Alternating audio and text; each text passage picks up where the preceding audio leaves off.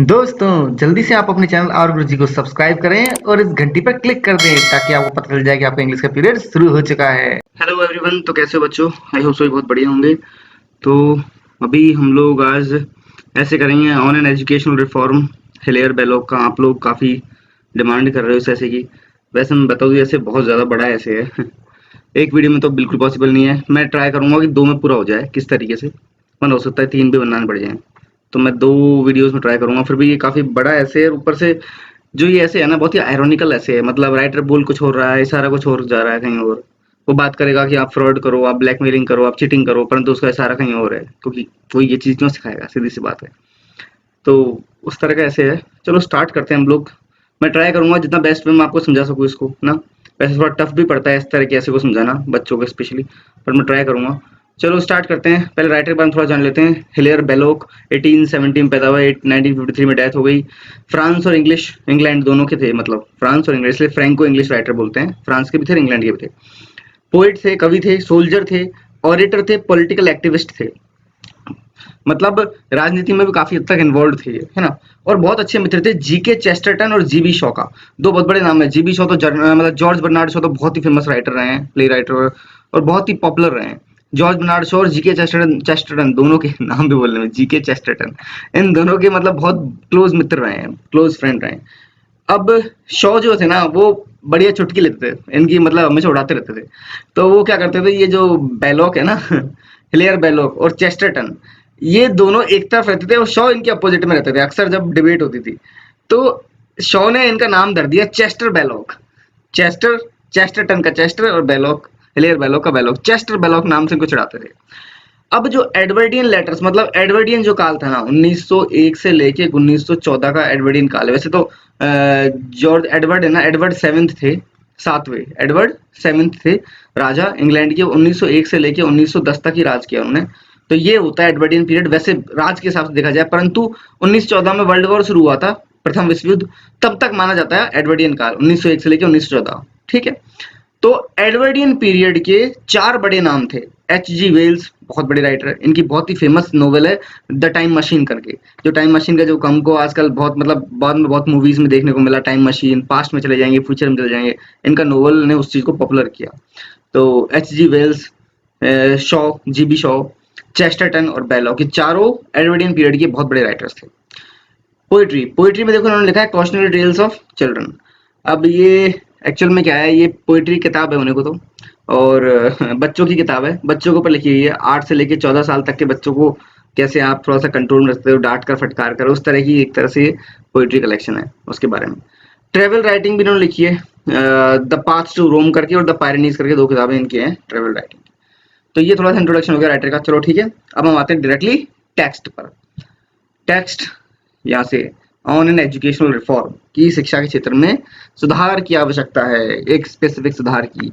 कौन सा सुधार है वही पता चलेगा भी आपको। Since we are determined, as I am not but as all my colleague seems to be, क्योंकि हम बड़े ही दृढ़ निश्चयी हैं। मैं नहीं हूँ, राइटर बोल रहा है मैं नहीं हूँ, पर मेरे कलीग्स हैं, मेरे साथी गण हैं जिनका ऐसा मानना है, वो काफी दृढ़ निश्चयी हैं। किस बारे में? That a new world has arisen, कि एक नए संसार का उदय हो चुका है, एक नए संसार का उदय हो चुका है। इस बात पे मेरे साथी बड़े ही दृढ़ निश्चयी हैं, इस बात को मानते हैं कि नए संसार का उदय हो गया, परंतु मैं नहीं मानता इतना। राइटर ऐसा बोल रहा है। ठीक है। Since therefore all institutions may be remodelled at will, और इसीलिए सारे जो संस्थान है ना, उनको अब हो सकता है कि दोबारा से डिजाइन करना पड़े कि उन संस्थानों को कैसे चलाना है, उनका क्रिया करने का तरीका क्या होगा, काम करने का तरीका क्या होगा। तो सभी संस्थानों को रीमॉडल किया जा सकता है। एजुकेशनल संस्थान भी हैं वो, और भी तरह के संस्थान। ठीक है। I trust there will appear in the education of wealthy children और reform board you these many years. पर मैं एक बात में बिलीव करता हूँ, राइटर खुद बोल रहे हैं कि मैं एक बात में बिलीव करता हूँ कि जो अमीर बच्चे हैं, वेल्दी चिल्ड्रन, उनकी शिक्षा में एक रिफॉर्म काफी दिनों से पेंडिंग चल रहा है, और वो अब आना चाहिए, वो सुधार अमीर बच्चों की शिक्षा में आना चाहिए। ये इस बारे में बोल रहे हैं कि अमीर बच्चों की शिक्षा में एक रिफॉर्म काफी दिनों से पेंडिंग है, वो अब होना चाहिए। And this reform is an addition of a certain subject to the curriculum of schools. और ये जो सुधार होगा ना, ये सुधार एक एडिशन है, मतलब जो अब तक चल रहा है उसके साथ में एक चीज और जोड़नी है। मतलब जो चल रहा है वो चल ही रहा है, पर उसके साथ में ये एडिशन है, ये जोड़ा जाना चाहिए ऑफ ए सर्टेन सब्जेक्ट, एक अलग से विषय जोड़ा जाना चाहिए to curriculum of the school, school के जो करिकुलम है सिलेबस के अंदर एक एडिशनल सब्जेक्ट जोड़ा जाना चाहिए। We have all at one time और अनदर डिप्लोर्ड इट्स एब्सेंस, क्योंकि हम सभी ने एक समय या दूसरे समय मतलब कभी ना कभी लाइफ में, एट वन टाइम और अनदर मतलब कभी ना कभी लाइफ में हमने इस सब्जेक्ट की कमी को महसूस किया है, हमने इसकी कमी की वजह से परेशानी झेली है, हम इसकी कमी की वजह से रोए हैं, चिल्लाए हैं, पुकारे हैं। ये रोए चिल्लाने पुकारने का मतलब, कहने का मतलब है हमने इसकी कमी की वजह से लाइफ में काफी प्रॉब्लम्स झेली हैं। तो ये सब्जेक्ट जुड़ा जाना चाहिए सिलेबस के अंदर, मतलब करिकुलम टीचिंग मेथोडोलॉजी में जुड़ा जाना चाहिए। We all in one crisis और another of our life recognise its necessity, हमने लाइफ में एक मुसीबत या दूसरी, जिंदगी में कोई ना कोई क्राइसिस, कोई ना कोई मुसीबत आती रहती है, तो हमने अलग अलग मुसीबतों में इस सब्जेक्ट की नेसेसिटी, इस विषय की आवश्यकता को महसूस किया है। If it be true that we have today an opportunity for new things, do let us inaugurate this novelty at least. अब बोल रहे हैं कि if it be true that we have today an opportunity of new things, अब ये बोल रहे हैं अगर ये बात सच है कि भाई संसार बदल रहा है, एक नए संसार का उदय हो रहा है और हमारे पास में अब अपॉर्चुनिटी होंगी नई नई चीजें करने की, तो do let us inaugurate this novelty at least. तो अगर हम संस्थानों को दोबारा से रीडिजाइन कर रहे हैं, है ना, एक नए पैटर्न पे दोबारा बनाना चाहते हैं, एक नए संसार का उदय मान रहे हैं हम, मान लो, तो फिर हमको इस नोवेल्टी मतलब इस नएपन, ये जो नया विषय है इसको भी इनॉग्रेट, इसका भी उद्घाटन कर देना चाहिए, यानी इसको भी शुरुआत कर देनी चाहिए। Which would be of such vast advantage to the generation now sprouting, और यह सब्जेक्ट जुड़ जाने से अब जो जनरेशन, जो पीढ़ी अब बड़ी हो रही है उसके लिए, नाउ स्प्राउटिंग मतलब अब बड़ी हो रही है जो पीढ़ी, उस पीढ़ी के लिए बहुत बड़ा एडवांटेज, बहुत बड़ा फायदेमंद चीज हो गई है। And the new subject is fraud, और जो नया सब्जेक्ट है वो क्या है? फ्रॉड, जालसाजी। ये नया विषय स्कूल में पढ़ाया जाना चाहिए। राइटर ऐसा बोल रहे हैं। मैं बोल दो ये मेरा नाम मत लेना कहीं जाके, बच्चों माँ बाप को बोल दो सर बोल रहे हैं फ्रॉड पढ़ाया जाना चाहिए। अरे नहीं नहीं नहीं नहीं नहीं, राइटर ऐसा बोल रहे हैं, और वो क्या बोलना चाह रहे हैं मैं अभी बताऊंगा। अभी दिमाग में मत सोच लेना कि राइटर फ्रॉड पढ़ाने के लिए बोल रहा है हमको, नहीं नहीं, चलो ठीक है। Fraud is the sole basis of the only form of success recognised among us. तो फ्रॉड जो है ना वो एकमात्र आधार है, सोल बेसिस, यानी आज के जमाने में जो सक्सेस प्राप्त हो रही है ना, जिस सक्सेस को लोग पहचान रहे हैं, वो सक्सेस केवल फ्रॉड से ही पैदा होती है ना, मतलब जब फ्रॉड से जो सक्सेस मिल रही है ना, केवल उसी को पहचान मिल रही है। तो राइटर का कहने का मतलब ये उस जमाने की बात कर रहे हैं, 100 साल पहले की, परंतु ये बात आज भी लागू होती है। आज भी जो लोग फ्रॉड से सक्सेस प्राप्त करते हैं, तुरंत लोग उससे पूछेंगे कैसे किया भाई, इतनी जल्दी तू इतना सक्सेसफुल हो गया यार, शॉर्टकट होगा ना, हमें बताना चला। मतलब फ्रॉड से प्राप्त सक्सेस को आज भी रिकॉग्निशन उतनी ही मिलती है। तो ये तो 100 साल पहले की बात होगी, तब की बोल रहे हैं कि उस वक्त के समाज की बोल रहे हैं, तो कि फ्रॉड से प्राप्त सक्सेस को सबसे पहले समाज पहचानता है, उसको तुरंत उसको पूछते हैं लोग कैसे किया। अब कोई व्यक्ति 20 साल से मेहनत करके सक्सेसफुल हुआ है, उसे कोई पूछेगा ही नहीं, बोले अरे इतने लंबे समय तो हम भी हो जाते, है ना। By fraud alone are the vast are those vast fortune suddenly acquired which and which only are the condition of greatness in modern man। अब बोल रहे हैं कि आज के आधुनिक इंसान के सामने किसी की महानता की एकमात्र शर्त क्या है, यानी किसी को महान माना जाए तो उसकी शर्त यही है कि भाई इसने कितनी जल्दी सक्सेस प्राप्त करी है। और जो फ्रॉड ही वो एकमात्र तरीका है जिससे आप बहुत ज्यादा धन दौलत, फॉर्च्यून, किस्मत, धन दौलत प्राप्त कर सकते हो, सडनली अचानक प्राप्त कर सकते हो। और इसी को आजकल आज का आधुनिक आदमी महान भी मानता है इस चीज को। कोई ऐसे मतलब प्राप्त करे सक्सेस को, धन दौलत को, तो उस व्यक्ति को बड़ा महान माना जाएगा। Fraud is the master subject, fraud सबसे मास्टर सब्जेक्ट। इग्नोरेंस और inability in which looms a man to toil and obscurity, क्योंकि अगर आप फ्रॉड से अज्ञान है, इग्नोरेंट है, इनेबिलिटी आप में वो योग्यता नहीं है कि आप फ्रॉड कर सकें, तो भैया आपको काफी ज्यादा टॉयल एंड ऑब्सक्योरिटी, काफी ज्यादा मेहनत करनी पड़ेगी, टॉयल पसीना बहाना पड़ेगा, ऑब्सक्योरिटी, और आपको कोई जानेगा भी नहीं, ठीक है। तो ये बोलना चाह रहे हैं कि ये मास्टर सब्जेक्ट है, और अगर इसका ज्ञान आपको नहीं है, आप में योग्यता नहीं है फ्रॉड करने की, तो भैया फिर आप मेहनत करने के लिए मजबूर हैं, आपको बहुत पसीना बहाना पड़ेगा और आपको कोई पहचान भी नहीं मिलेगी। Yet fraud is never taught at school, ये सब जानते हुए भी फ्रॉड को स्कूलों में नहीं पढ़ाया जाता। राइटर बोल रहे पढ़ाया जाना चाहिए ना। Man who had the parts for his most brilliant career fail on leaving the academies because they are outwitted by gutter snipes who have no letters but can cheat.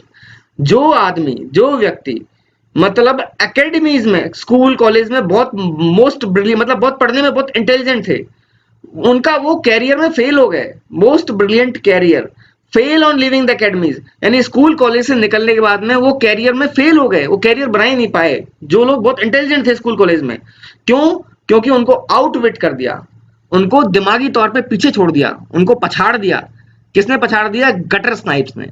यानी कि ऐसे लोग जो बिल्कुल पढ़े लिखे नहीं है, बिल्कुल ही मतलब जालसाज वाले लोग होते हैं। गटर स्नाइप जो शब्द इस्तेमाल किया ना, ये है गंदी नाली की कीड़े। मैं ऐसे शब्द इस्तेमाल करना नहीं चाहूंगा। तो ये कहने का मतलब है कि ऐसे लोग जो मतलब धोखेधड़ी, और पढ़े लिखे भी नहीं है, भले ही एजुकेशन भी नहीं है उनके पास में, पर धोखाधड़ी और ऐसी जालसाजी करके उन लोगों ने आउटविट कर दिया है, हरा दिया है, पीछे छोड़ दिया है इन इंटेलिजेंट बच्चों को, इंटेलिजेंट लोगों को, जो स्कूल कॉलेज में तो बहुत इंटेलिजेंट थे। क्यों? क्योंकि ये लोगों के पास में चीटिंग करने का तरीका नहीं था, इसलिए हार गए। Have no letters but can cheat. और ये तरीका किसके पास था? Guttersnipes. कि गटर स्नैप्स के पास में कोई शिक्षा नहीं थी, परंतु चीट करने का तरीका था। और जो ये लोग स्कूल कॉलेज से निकले इंटेलिजेंट फर्स्ट रैंकर्स, ये जब सोसाइटी के अंदर, समाज के अंदर, जब मार्केट में उतरे, इनके पास एजुकेशन थी, पढ़े लिखे थे, परंतु चीट करने का तरीका नहीं था, इसलिए पीछे रह गए। और ये गटर स्नाइप्स थे, इनके पास में नो लेटर्स, कोई एजुकेशन नहीं थी, परंतु चीट करने का तरीका था। तो ये हो गया। अब यहाँ पे एक्चुअली फ्रॉड के दो मीनिंग निकलते हैं। पहली चीज तो राइटर ये बोलना चाह रहा है कि आज की सोसाइटी में लोग शॉर्टकट के तरीके जो अपनाते हैं ना, उनसे बहुत जल्दी सक्सेस मिल जाती है, और लोग उस सक्सेस को रिकॉग्नाइज भी करते हैं। अगर मान लो कोई चीटिंग करके सक्सेसफुल हो रहा है, या फिर 2 नंबर की कमाई करके, बहुत बार हमारे गाँव में, शहरों में होता है ना, सीधे लोग भागते हैं, यार 2 नंबर की कमाई वाली नौकरी पकड़नी है, इनकम टैक्स में जाना है ना, पुलिस में जाना है ना, और कौन सी है, एक आध नौकरी और होंगी, और अगर मतलब सिविल सर्वेंट भी जाना है तो भी पैसे कमाने के लिए जाना है, सेवा करने के लिए कोई नहीं जाता है। ये रियलिटी है। झूठ 10 बार बोलेंगे, 100 बार बोलेंगे, मुझे तो देश की सेवा करनी है, खाक करनी है, नहीं करनी होती लोगों को सेवा। सीधी सी बात है, सेवा करने वाले 100 में, 1000 में से एक व्यक्ति मिलेगा, 1000 में से एक जो सही में सेवा करने जाएगा, वरना 999 लोग तो वहां धन दौलत, पावर, ये सब प्रॉपर्टी ये बनाने जाते हैं नौकरियों में। तो 2 नंबर की नौकरी से कमाया पैसा, घर, बिल्डिंग, गांव में सब बना लिया। अब क्या होगा भैया, लोग उसको तुरंत रिकॉग्नाइज करेंगे, देखो नौकरी लग गया छोरा, फटाफट घर बड़ा, देखो कितना बड़ा बंगला बना लिया, घर बना लिया, खूब पैसा है, दौलत है, 2 नंबर की है, खूब कमाता है। ये नहीं बोलेंगे सारा 2 नंबर की है, घटिया, मतलब बुराई नहीं करेंगे बिल्कुल भी 1% भी। क्या करेंगे? तारीफ करेंगे, और तारीफ भी इस तरह की कि मतलब अपने बच्चों को प्रमोट करेंगे कि तुम्हें भी ऐसी नौकरी पकड़नी है ना। तो ये जो चीज है ना, फ्रॉड, गलत तरीके से कमाया गया पैसा, इसको सोसाइटी तुरंत तुरंत रिकॉग्नाइज करती है। अगर इसको बुरा कहना शुरू हो जाए, इसकी बुराई करने लग जाए, ऐसे लोगों को धिक्कारने लग जाए, मतलब जो इस तरह से कमाई करते हैं, चीटिंग करके कमाई करते हैं, या फिर धोखाधड़ी से नौकरी लग गए, पैसे देके नौकरी लग गए, धोखाधड़ी से नौकरी लग गए, ऐसे लोगों को अगर रिकॉग्नाइज करने लग जाए ना सोसाइटी, किस तरीके से? बुरे तरीके से, अच्छे तरीके से नहीं, बुरी तरीके से देखने लग जाए, इनको मतलब सोसाइटी से बाहर निकाल दिया जाए, तो मैं बता रहा हूँ, तो ये मतलब कहने का मतलब है कि समाज में से काफी हद तक बुराइयां कम भी हो सकती है, धोखाधड़ी वाली, अगर इनको रिकॉग्निशन मिलना बंद हो जाए, क्योंकि इनको हम रिकॉग्निशन देते हैं, हम इनको पहचान देते हैं, इसलिए ये और बढ़ती हैं। तो यहाँ पे फ्रॉड का एक मतलब ये शॉर्टकट वाले तरीके के लिए बोल रहा है, उसका एक तरह से कटाक्ष, मजाक उड़ा रहा है। दूसरी चीज वो ये बोलना चाह रहा है कि फ्रॉड में क्या होता है, आपके पास में नॉलेज नहीं है, परंतु आप जालसाजी करके आप सक्सेसफुल हो रहे हो। इसका मतलब ये है कि हमारे एजुकेशन सिस्टम में प्रैक्टिकल नॉलेज की कमी है। किसकी कमी है? प्रैक्टिकल, किसकी कमी है बच्चों? Practical knowledge. प्रैक्टिकल नॉलेज का मतलब हम थ्योरी तो पढ़े जा रहे हैं, हम सब थ्योरेटिकल चीजें पढ़ते किताब पे, हिस्ट्री पढ़ ली, पॉलिटिकल पढ़ ली, जो थ्योरी पढ़ ली, प्रैक्टिकल ज्ञान नहीं है हमारे पास में। जो नौकरी लगने के लिए जो प्रैक्टिकल ज्ञान चाहिए, या फिर आपका खुद का बिजनेस खड़ा करना है तो उसके लिए जो प्रैक्टिकल ज्ञान चाहिए, मार्केट में टिके रहने के लिए प्रैक्टिकल ज्ञान चाहिए, वो प्रैक्टिकल नॉलेज हमको नहीं मिल पाती। जो स्कूल और एजुकेशन में हमको पढ़ाया जाता है उसमें प्रैक्टिकल नॉलेज होती नहीं है, सारी थ्योरेटिकल नॉलेज होती है। इस वजह से हम लोग डिग्री लेके बाहर निकलने के बाद में, डिग्री किसी काम की नहीं होती, बीए की डिग्री कोई काम की नहीं, बीए की डिग्री पर आपको कोई नौकरी नहीं देगा। और अगर आपके पास में कोडिंग करने की, सॉफ्टवेयर बनाने की नॉलेज है, ऐसी भले आपके पास कोई डिग्री नहीं है, परंतु कोड करना आता है आपको, सॉफ्टवेयर बनाना आता है, ये सब बनाना आता है, तो आपको झटाझट नौकरी मिल जाएगी। ये है प्रैक्टिकल ज्ञान। तो ये दो तरफ सारा कर रहा है। एक तरफ तो शॉर्टकट करने वाले लोगों को तंज कस रहा है, शॉर्टकट से जो मतलब कमाई करते हैं या फिर अपनी पहचान बनाते हैं, सोसाइटी में कामयाब होते हैं, इन पे तंज कस रहा है, इनकी बुराई कर रहा है, एक तरह से उन पे कटाक्ष कर रहा है। और दूसरी तरफ वो कहना चाह रहा है कि हमारे एजुकेशन सिस्टम में हमको प्रैक्टिकल सब्जेक्ट्स की जरूरत है, प्रैक्टिकल नॉलेज की जरूरत है। ठीक है, चलो आगे बढ़ते हैं। There used to be taught in schools Latin and Greek after a grammatical fashion, which made the better pupils true masters of the inverse of these languages. अब ये पास्ट की बात कर रहा है, बहुत प्राचीन समय में लैटिन और ग्रीक भाषा पढ़ाई जाती थी, ठीक है। और उनसे क्या होते थे, बच्चे बड़े अच्छे मास्टर बनते थे इन भाषाओं में, मतलब लैटिन और ग्रीक भाषा से वो काफी अच्छा कंट्रोल आ जाता था, मतलब उनपे बोलने चालने में, और उनको काफी अच्छा ज्ञान हो जाता था। उस जमाने में लैटिन और ग्रीक पढ़ाई जाती थी, ठीक है। When they were so formed, they were called scholars. और जब वो इन भाषाओं की ज्ञाता हो जाते थे अच्छे से, तो उनको लोग स्कॉलर्स बोलते थे। वो क्या कहते थे, ये तो स्कॉलर्स हैं, ठीक है। अब to this expertise was added some knowledge of a foreign language, और इस एक्सपर्टीज मतलब लैटिन और ग्रीक की भाषा के अलावा उनको किसी विदेशी भाषा का ज्ञान भी दिया जाता था, जैसे जनरली फ्रेंच भाषा का या जर्मन भाषा का, ठीक है, ठीक है। इसका भी थोड़ा बहुत ज्ञान उनको दिया जाता था। And literally also the elements of physical science end of mathematics, और फिर बाद में उनको भौतिक साइंस, फिजिकल साइंस और मैथमेटिक्स यानी गणित का ज्ञान भी दिया जाने लगा। परंतु बाद में क्या हुआ, ये जो फिजिकल साइंस और ये मैथमेटिक्स है ना, ये समझने में काफी लंबा समय लगता था। ये ब्रांचेस जो है ना, until these branches took up so much time, ये काफी लंबा समय लेती थी सीखने में, बच्चों को काफी समय लेती थी। तो एक चॉइस देने लग गए फिर वो लोग कि आप या तो इनको पढ़ लो या फिर ह्यूमैनिटीज के दूसरे विषय पढ़ लो, जो पुरानी ह्यूमैनिटीज थे, मतलब ये आर्ट के, कला के विषय वगैरह ये सब। तो ये चॉइस दी जाने लगी, ये उन्होंने पुरानी बात बोली है। अब देखो, सो फार सो गुड, यहां तक तो ठीक था, सो फार सो गुड, यहां तक तो सब ठीक था। अब indirectly the young people were taught also the manner of this society and this specially through the modern displace of game. अब क्या होने लगा, जो जवान बच्चे थे ना, उनको इनडायरेक्टली, डायरेक्टली नहीं, इनडायरेक्टली सोसाइटी के तौर तरीके सिखाए जाने लगे, मैनर सिखाए जाने लगे। And this specially through the modern discipline of games, और ये तौर तरीके सिखाए जाने लगे गेम्स के द्वारा, खेल कूद में धीरे धीरे चीज सिखाई जाने लगी। अब देखो, यहां तक ये चीज ने राइटर ने बताई, पास्ट की चीजें, बट देर इज, पर ये सबको सिखाया, but there is not one of them, पर इनमें से एक ने भी क्या नहीं सिखाया। And I speak with feeling on the matter for I have experience my self, क्योंकि मैं खुद के एक्सपीरियंस से बोल रहा हूँ। I speak with feeling on this matter, इस विषय पर मैं ये महसूस करता हूँ क्योंकि मैंने खुद ने, I have experience my self, मैंने खुद ने ये एक्सपीरियंस किया है, इसलिए मैं अपने एक्सपीरियंस पर ये चीज बोलता हूँ कि ये सब सिखाया। But there is not one of them who upon living school और यूनिवर्सिटी, कि इन सब सीखने के बावजूद भी इनमें से एक भी ऐसा व्यक्ति नहीं था, एक भी ऐसा स्टूडेंट नहीं था जिसे स्कूल छोड़ने के बाद में या यूनिवर्सिटी छोड़ने के बाद में, स्कूल या यूनिवर्सिटी से निकलने के बाद में, जिसने has not suddenly found himself in a world where a ready practice in cheating proved the only thing of serious importance and yet was to him quite unfamiliar. तो इनमें से ये सब सीखने के बाद में भी एक भी व्यक्ति, एक भी स्टूडेंट ऐसा नहीं था जो स्कूल और कॉलेज या यूनिवर्सिटी से निकला हो, पास आउट होकर निकला हो, और उसने इस वर्ल्ड में क्या पाया हो, ready practice in cheating proved, कि जो ऑलरेडी चीटिंग सीख के आया है ना, केवल वही चीज इंपॉर्टेंट है, only thing of serious importance. केवल आपने क्या ज्ञान अर्जित किया, लैटिन भाषा सीखी, ग्रीक भाषा सीखी, फ्रेंच सीखी, जर्मन सीखी, गेम्स में तौर तरीके सीखे, सोसाइटी के मैनर सीखे, सब कुछ सीखा, बट कुछ भी काम नहीं आया जब मैंने पाया, मैंने खुद ने एक्सपीरियंस किया कि जो एकमात्र चीज, कि आपने अगर चीटिंग करना सीख रखा है ऑलरेडी, तो वही सबसे ज्यादा इंपॉर्टेंट चीज है।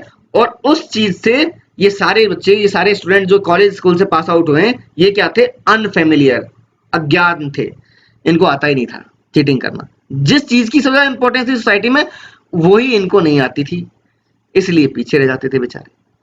He found himself, और राइटर ने खुद को पाया, he found himself, खुद ने पाया, usually without resources, cast upon a world wherein survival or even decent honor and spiritual security depended upon the exercise of certain arts of deceit to which he had never been trained and which he must acquire at his peril। इतने लंबे लंबे वाक्य लिख देते writer कई बार तो, कि बच्चों को बड़ी समस्या होती है। अब इसको टुकड़े करके पढ़ते हैं ना। तो राइटर ने खुद ने पाया, he found himself, राइटर ने खुद ने पाया, usually without resources, कि अगर आपके पास में संसाधन नहीं है, संसाधन, भौतिक संसाधन भी, क्योंकि अगर भौतिक संसाधन है तो भी आप सक्सेस प्राप्त कर सकते हो, और दूसरे इस तरह चीटिंग करने के संसाधन, ठीक है, ये भी नहीं है। तो उसने पाया कि अगर आपके पास में रिसोर्सेज नहीं है, कास्ट अपॉन ए वर्ल्ड, और आपको इस संसार में फेंक दिया जाए, आपको उतार दिया जाए, वेयर इन सर्वाइवल, जहां जीवित रहने के लिए, या फिर बोल सकते हैं एक पर्याप्त सम्मान प्राप्त करने के लिए, डिसेंट ऑनर, या स्पिरिचुअल सिक्योरिटी, या फिर बोल सकते हैं थोड़ी आध्यात्मिक सिक्योरिटी प्राप्त करने के लिए। कुल मिला के कहने का मतलब है समाज में थोड़ी सी प्राण प्रतिष्ठा, मतलब जो भी प्राण सम्मान प्रतिष्ठा वगैरह प्राप्त करने के लिए या जीवित रहने के लिए किस चीज पर निर्भर है, depended upon the exercise of certain arts of deceit, इस बात पे निर्भर हैं, यानी मैंने महसूस किया कि इस बात पे हम निर्भर हो जाते हैं कि भाई आपको ठगने की, डिसीट, जालसाजी की वो कलाएं आती हैं कि नहीं आती हैं, to which he had never been train, जिसके लिए राइटर को कभी ट्रेनिंग मिली नहीं थी। राइटर खुद के लिए बोल रहा है कि मैंने खुद नहीं पाया ये चीज, तो कि अगर आपके पास में संसाधन नहीं है और आपको इस संसार में छोड़ दिया जाए तो आप एक थोड़ा सा भी सम्मान प्राप्त करने के लिए, यानी थोड़ा सा अपना जीवन जीने के लिए, थोड़ा सम्मान प्राप्त करने के लिए भी आपको ये डिसीट की कलाएं, ये धोखाधड़ी की कलाएं आना आवश्यक है, और उसमें मुझे ट्रेनिंग कभी मिली नहीं थी। Which he must acquire at his peril, और वो कहने का मतलब है राइटर को खुद ही सीखना पड़ेगा, सोसाइटी में उतर गए हैं तो खुद के मतलब एक्सपीरियंस में सीखना पड़ेगा। At his peril in proportion as he failed to acquire these arts life failed altogether and was cast away.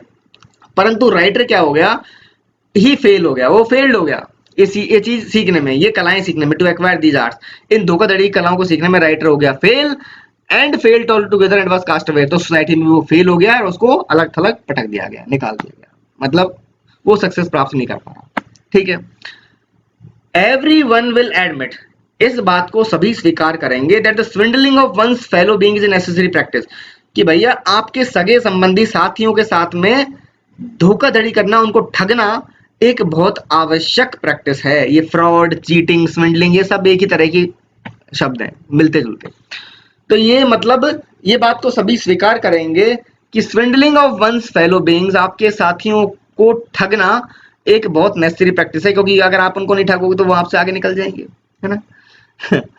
Upon it is based all really sound commercial success, और इसी चीज पर, ये जो स्विंडलिंग है ना, इसी पर आधारित है कमर्शियल सक्सेस, यानी कि अगर आपको कुछ पैसे की सक्सेस प्राप्त करनी है ना, तो वो सब इसी पर आधारित है कि आप कितना अच्छे से ठग सकते हो, है ना, कितना अच्छी तरह सामने वाले को बेवकूफ बना सकते हो। And through it man arrive at those solid positions, और इसके द्वारा ही इंसान उन पदों पे पहुंचता है, उन सॉलिड पोजीशंस पे पहुंचता है, which command the honour and respect, जिन पदों में सम्मान भी है, रेस्पेक्ट भी है, ऑफ आर कंटेम्प्रेरीज, हमारे समय, मतलब अपने खुद के राइटर अपने समय की बात कर रहा है कि हमारे समय में जिन पदों पे आपको सम्मान, रेस्पेक्ट मिलता है ना, उन पदों पे पहुंचने के लिए भी स्विंडलिंग आना जरूरी है। Thus, the chief way of making money is by buying cheaping. क्या लिख रखा है? By buying cheap.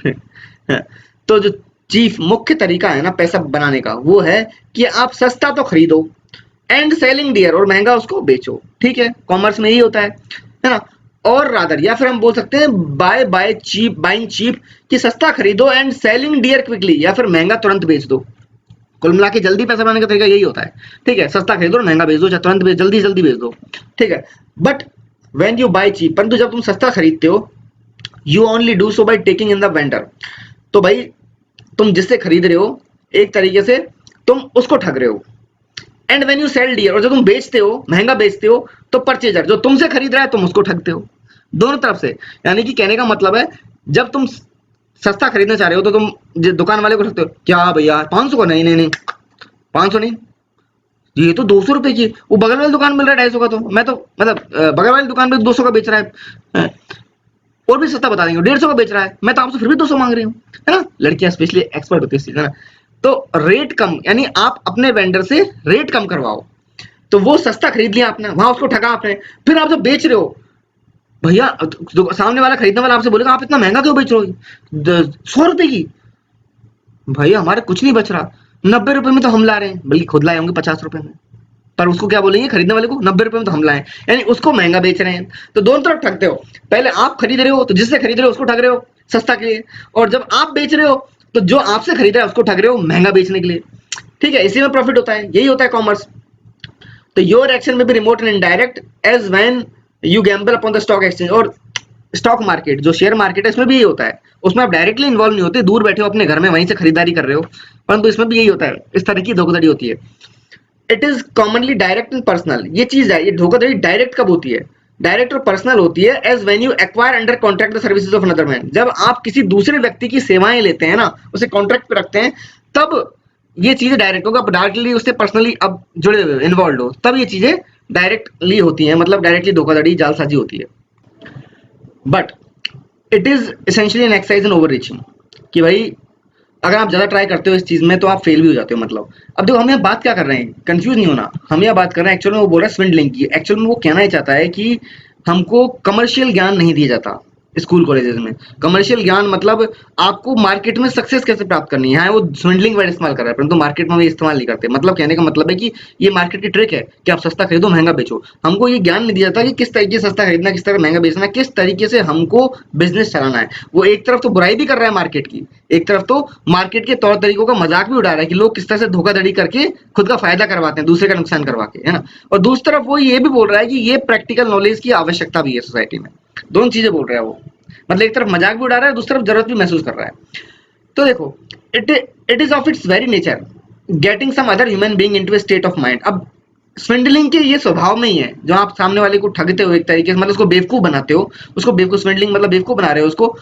तो इसके स्वभाव में ही है। थोड़ा प्रॉपर वे में बताऊं तो स्विंडलिंग का मतलब एग्जैक्ट मीनिंग अगर देखो, अगर आप एकदम एग्जैक्ट मीनिंग, तो मतलब ठगना, धोखाधड़ी करना, परंतु धोखाधड़ी ठग कर पैसे कमाना, वो चीज। तो देखो, यह इसके नेचर में ही है, it is of its very nature. इसके नेचर में ही है कि भाई स्विंडलिंग के नेचर में, मतलब स्विंडलिंग से पैसा कमाना, धोखाधड़ी करके पैसा कमाने में के नेचर में है कि आप दूसरे ह्यूमन बीइंग जो है ना, दूसरा ह्यूमन बीइंग सामने वाला, into a state of mind, उसको इस अवस्था में लाके रख देते हो। मतलब सामने वाले को ये सोचने में मजबूर कर देते हो in which he underestimates what you desire to get out of him. यानी कि सामने वाले को आप इस तरीके से सोचने में मजबूर कर देते हो कि इस व्यक्ति को मेरे से कुछ ज्यादा लेना देना नहीं होगा, मतलब ये मेरे से कुछ ज्यादा कुछ प्राप्त करना नहीं चाहता, यानी कि मुझे ज्यादा काम करना नहीं पड़ेगा, ये थोड़ा बहुत इस्तेमाल करेगा मेरा, ठीक है। और overestimates what you desire to unload upon him, और साथ में उसको यह भी सोचने में मजबूर करते हो कि ये मुझे बहुत कुछ देगा, यानी मेरा इस्तेमाल तो कम करेगा परंतु यह मुझे बहुत कुछ देगा। इन दो तरीके से, एक तो उसको इस तरह सोचने में मजबूर कर रहे हो सामने वाले को, यानी स्विंड, उसको ठग कर एक तरीके से पैसा कमाने के तरीके में आप सामने वाले को अपने बिजनेस में ला रहे हो।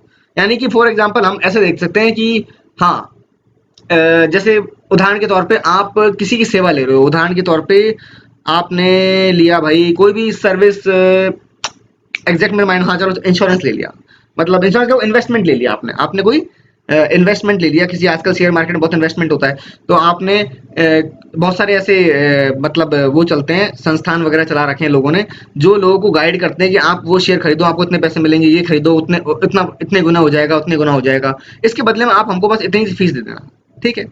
तो वो आपको, वो क्या कर रहे हैं बेसिकली, आपको यह सोचने पे मजबूर कर रहे हैं, आपको मतलब कैसे बना देते हैं कि मुझे इसका कुछ ज्यादा देना नहीं, थोड़े पैसे तो मांग रहा है, 1000 रुपए की तो फीस है मैंने, मतलब एक तरफ तो वो आपको अपने इस तरह से अवस्था में ले आएंगे कि मुझे ज्यादा देना नहीं है उसको, ठीक है, और यह मुझे बहुत कमा के दे रहा है, यह मुझे क्या करेगा, कई गुना करके देगा पैसे।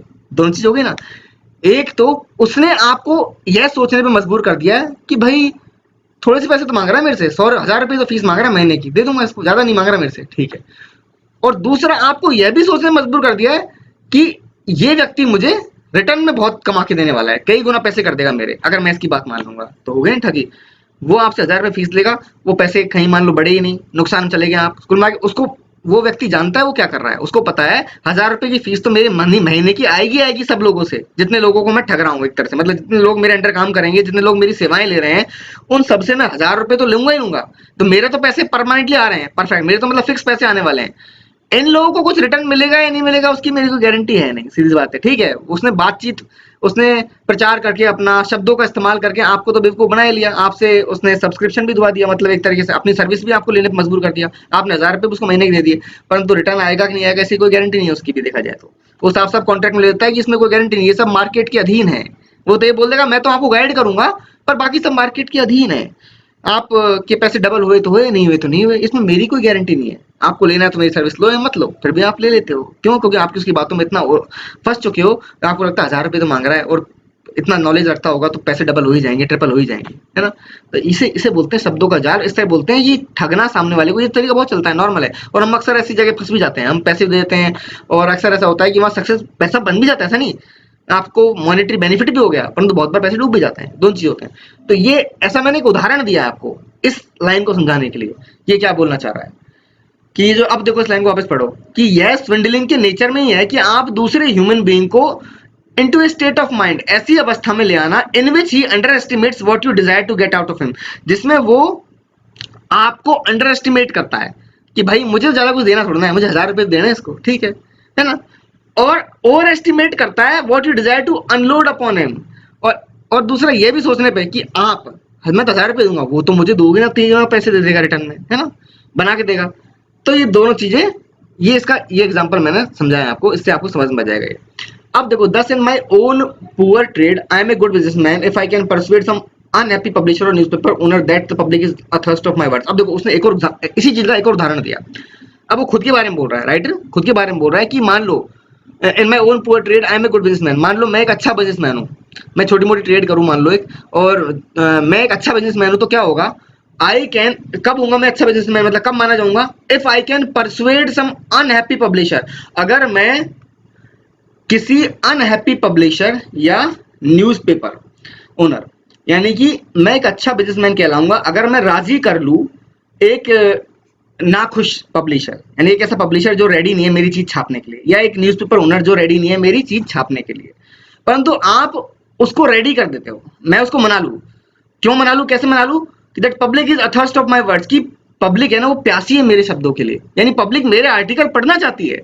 मैं उसको ऐसे बेवकूफ बना लूं, मान लो न्यूज़पेपर वाले को या फिर पब्लिशर को ऐसे बेवकूफ बना लूं कि पब्लिक तो मेरे शब्दों की प्यासी है, भूखी है, वो बैठी हुई है कि कब मेरा आर्टिकल आए, है ना, तो मैं अच्छा बिजनेसमैन कहलाऊंगा। उस conversely my honourable employers and masters will be good. अब इसके विपरीत देखा जाए तो मान लो मेरे एम्प्लॉयर्स जिनके लिए मैं नौकरी करता हूँ, जिनके लिए मैं आर्टिकल लिखता हूँ, या फिर मेरे मास्टर्स जो हैं, विल बी गुड बिजनेसमैन, वो अच्छे बिजनेसमैन कहलाएंगे। मेरे एम्प्लॉयर जिन्होंने मुझे नौकरी पे रखा है वो, या मेरे जो मास्टर हैं वो अच्छे बिजनेसमैन कहलाएंगे अगर वो मुझे राजी कर लें, इफ दे परसुएड मी, वो मुझे राजी कर लें, that no one is so base as to want to hear me at all.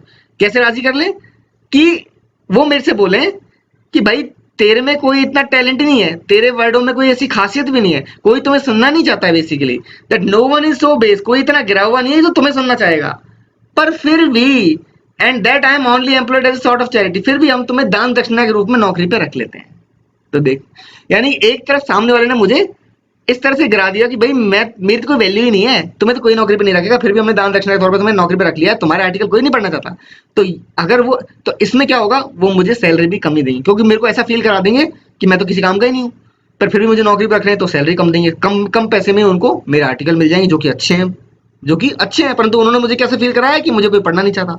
तो इसमें वो अच्छे बिजनेसमैन, उनको ठग लिया। यानी एक तरफ तो वो, अगर वो इस बात पे बिलीव करते कि मैं बहुत अच्छा हूँ, व्यक्ति हूँ, मतलब मैं बहुत अच्छा राइटर हूँ, मैं ऐसा प्रेजेंट कर पाता खुद को मान लो, और ज्यादा पैसे उनसे ऐंठ लेता कि मुझे इतनी सैलरी चाहिए, भाई मैं तो इतने से काम नहीं करूंगा, तो भैया उनको लॉस हो जाता, ठीक है, परंतु उन्होंने मुझे बेवकूफ बना दिया, उन्होंने मुझे सस्ते में रख लिया, उनका काम भी हो गया। तो इसमें वो अच्छे बिजनेसमैन है। और अगर मैं किसी पब्लिशर न्यूज़पेपर वाले को बोलता हूँ कि भाई दुनिया तो मेरे शब्दों की प्यासी है, उनको तो मेरे आर्टिकल की वेट कर रही है, तुम छापो, तो सीधी सी बात है मैं इसमें अच्छा बिजनेसमैन हूँ। क्यों, क्योंकि अब मैंने एक तरफ से अपनी इंपॉर्टेंस फील करा दी पब्लिशर को और न्यूज़पेपर वाले को। अब क्या होगा, आप बोल दो तो मैं तो ज्यादा पैसे नहीं दूंगा, मैं तो कम पैसे दूंगा तेरे को मेरे आर्टिकल छापने के, दुनिया तो वैसे मेरे शब्द, मैं तो किसी से छपवा लूंगा, है ना, दुनिया तो मेरे शब्दों की प्यासी है, basically they are waiting for my articles, है ना, तो मैं तो किसी से छपवा लूंगा, फिर मैं तुम्हारे पास आया हूँ छापने के लिए, मैं इतने पैसे नहीं दे रहा, कम पैसे दूंगा, ले छाप। तो ये इसमें फिर आप अच्छे बिजनेसमैन हो, ठीक है, तो बात समझ में आ गई ना इस चीज को।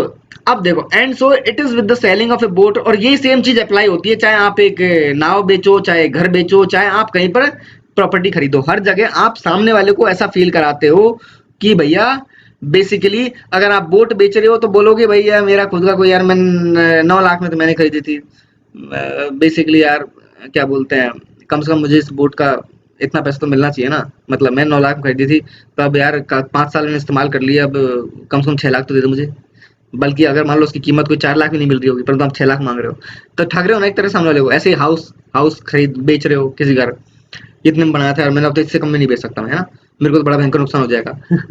ऐसे ही कोई जमीन खरीद रहे हो, अरे नहीं नहीं यार इतनी जमीन, इतनी महंगी जमीन, नहीं नहीं भाई थोड़ा कम करो यार, ऐसे मतलब कुल मिला के आप हर टाइम पे सामने वाला जो दूसरा ह्यूमन बीइंग है उसको स्विंडल करने की कोशिश करते हो, उसको ठगने की कोशिश करते हो, ताकि आपका पैसे का बेनिफिट हो जाए।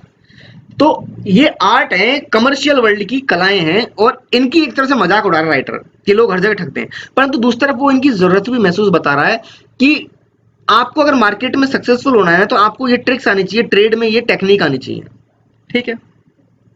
Another master gate to fortune is abuse of confidence. अब एक और मास्टर गेट टू फॉर्च्यून, यानी कि धन दौलत कमाने का एक मास्टर गेट क्या है, वो है अब्यूज ऑफ कॉन्फिडेंस, सामने के किसी के विश्वास को गाली देना, एक तरह से यानी किसी विश्वास का गलत फायदा उठाना। अब्यूज ऑफ कॉन्फिडेंस का मतलब सामने वाले के विश्वास का गलत फायदा उठाना।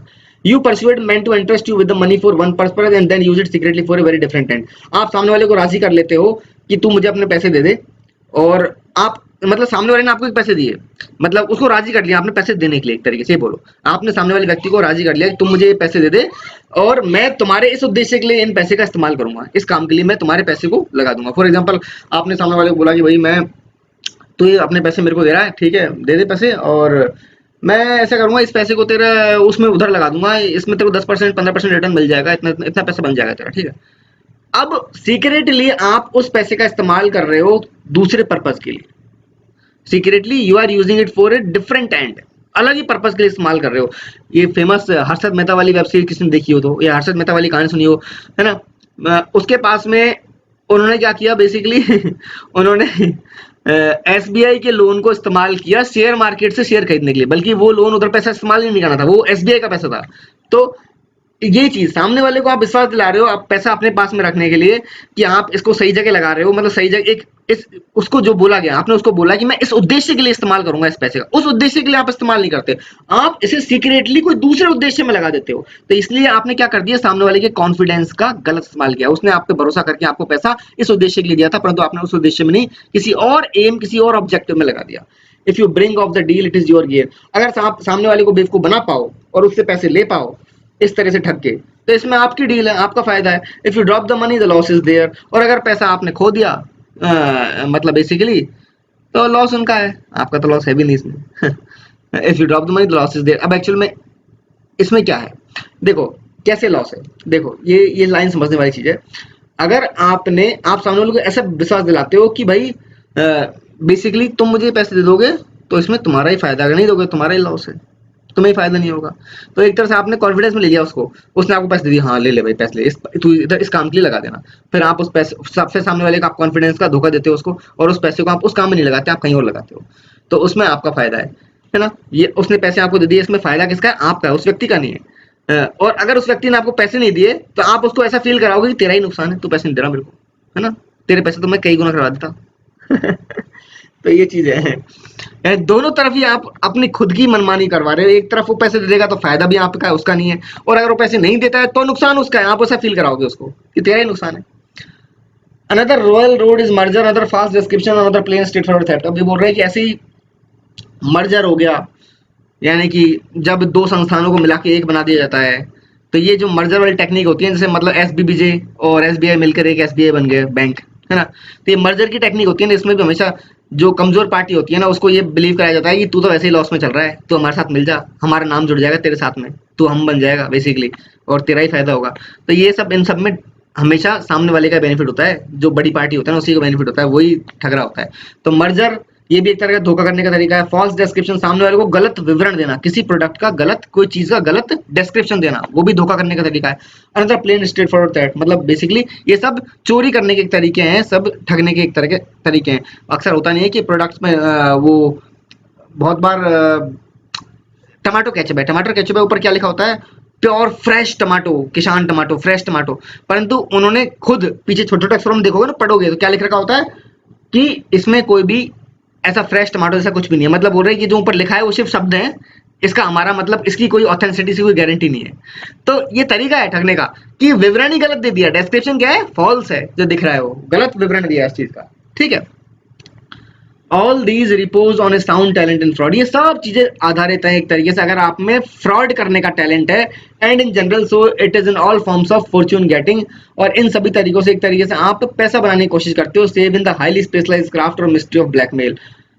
और पर हाँ मतलब बेसिकली ये बोल रहा है कि ये सभी फ्रॉड करने के तरीके हैं एक तरीके से, और ये सब जगह काम आता है मतलब पैसे बनाने के, एक्सेप्ट किसमें, मिस्ट्री ऑफ ब्लैकमेल। ब्लैकमेल जो टेक्निक है ना वो थोड़ी सी स्पेशलाइज्ड टेक्निक है, स्पेशलाइज्ड सब्जेक्ट है भाई ब्लैकमेल वाला, तो यहाँ पे इस्तेमाल नहीं कर सकते, ये इसका एक अलग विषय होना चाहिए ब्लैकमेल का, है ना। Upon cheating all honour and therefore all happiness depends, cheating पर ही सारा सम्मान आधारित है, और इस तरह से सारी खुशियां भी चीटिंग पर ही आधारित है। राइटर ये बोलना चाह रहा है, बोल रहा है कि पैसे ही ऐसे बन रहे हैं आज की सोसाइटी में। It is wealth so made which, जो इस तरह से धन कमाई गया है ना चीटिंग के द्वारा, है ना, that determines the position of man today among his fellows, वही आजकल इंसान की पोजीशन को निर्धारित कर रहा है। आज के समाज में चीटिंग वाले लोगों को ही लोग अच्छा मान रहे हैं, मतलब जो गलत तरीके से पैसा कमा के अमीर बन रहे हैं ना, उन्हीं को आजकल रिकॉग्निशन मिल रही है समाज में उन्हीं को पहचान मिल रही है। Save for those who inherit wealth and who are securely tied up well, except उन लोगों के अलावा जिनके पास में पैसा पूर्वजों से आया हुआ है। ये बीच में ये ब्रैकेट में जो लाइन दे दिया ना उन्होंने, इसका अर्थ ये है कि मान लो किसी के पास में पूर्वजों से मतलब बड़े बूढ़ों से पैसा मिला है, उनको जायदाद के रूप में मिला है, उनकी बात अलग है, वो सेफ है ऑलरेडी, उनको उनके लिए नहीं बोल रहा मैं, ये बोला जा रहा हूँ क्योंकि मतलब जायदाद तो अचानक मिल जाती है ना। मान लो कोई बड़ा बुजुर्ग है, उसने आपके नाम पे वसीयतनामा लिख दिया, वो बुजुर्ग खत्म हो गया, अब आपके पास में दौलत आ गई, अब आपके नाम हो गया, अचानक आपके पास दौलत आ गई। तो ये ऐसी अचानक आई हुई दौलत की नहीं बोल रहा, बोले ये तो आपकी थी, आपके परिवार की थी। ये बोलना चाह रहा है कि और गलत तरीके से अचानक धन दौलत आ जाए, तो आजकल उस धन दौलत को बड़ी रिकॉग्निशन मिलती है समाज में, उसको बड़ी पहचान मिलती है।